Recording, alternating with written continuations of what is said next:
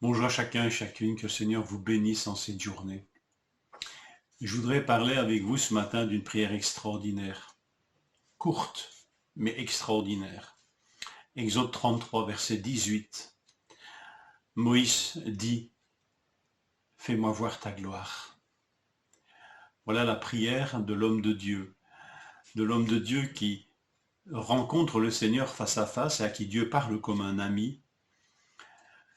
Il intercède, cet homme de Dieu, pour le peuple qui a été pris en flagrant délit de péché, d'idolâtrie, un peuple dont Dieu veut se séparer, et Moïse a intercédé pour ce peuple. Et au cours de cette conversation, Dieu va finalement lui dire, je t'accorde ce que tu me demandes. Et peut-être enhardi par cela, Dieu le Seigneur qui lui rappelle qu'il le connaît par son nom, qu'il le connaît, lui, ce Moïse, Moïse va dire alors à Dieu, fais-moi voir ta gloire.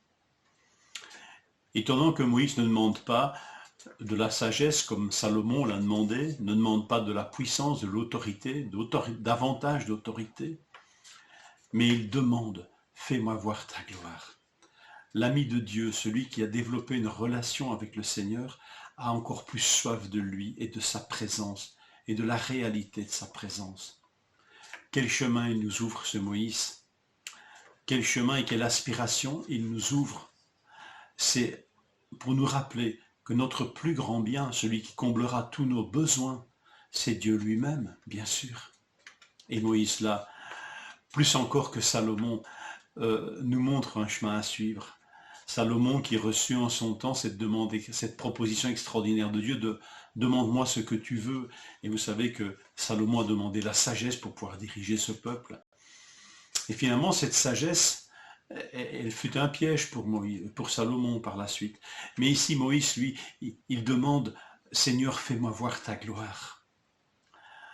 Et le Seigneur va répondre à cette prière. Et de quelle manière?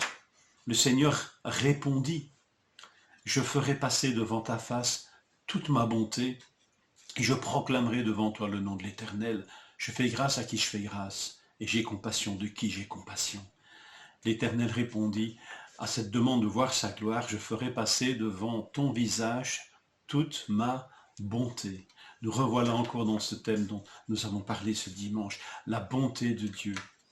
La bonté qui se traduit ailleurs, par exemple dans le texte de la Genèse, quand Joseph invite ses frères à aller chercher leur père et de le ramener en Égypte, Joseph va leur dire ceci, prenez votre père et vos familles, c'est Genèse 45, verset 18, venez auprès de moi et je vous donnerai ce qu'il y a de meilleur au pays d'Égypte.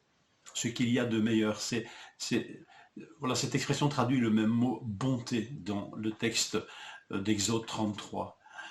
Et Joseph, insistant encore, va dire, ne regrettez pas, c'est au verset 20, chapitre 45 de la Genèse, ne regrettez pas ce que vous laisserez, car ce qu'il y a de meilleur dans tout le pays d'Égypte sera pour vous ce qu'il y a de meilleur. Dieu fit passer devant Moïse toute sa bonté, tout ce qu'il y a de meilleur.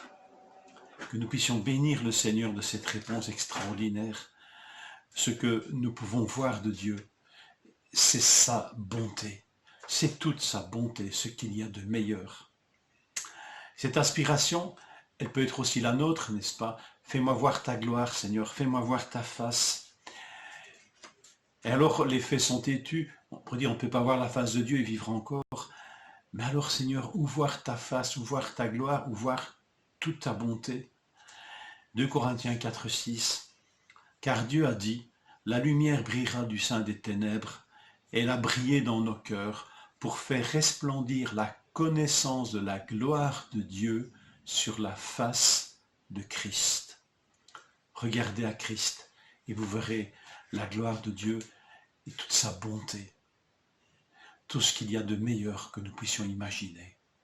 Que le Seigneur nous accorde de voir sa face, de voir toute sa bonté, de voir toute la beauté de Dieu sur la face de Jésus-Christ.